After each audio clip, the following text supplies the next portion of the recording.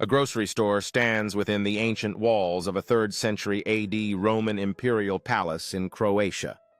This palace was once the residence of Emperor Diocletian, constructed between 295–305 AD, designed as both a military fortress and an opulent retirement home for Emperor Diocletian, who famously became the first Roman emperor to voluntarily abdicate his throne.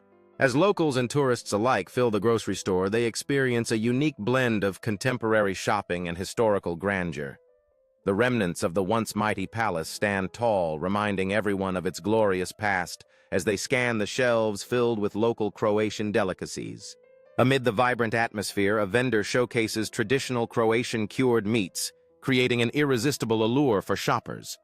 Sunlight streams through the tall windows of the Roman palace, illuminating the fresh produce that connects the past and present within these historic walls. A family finds joy near a display of homemade olive oils and cheeses, their laughter echoing off the ancient stone.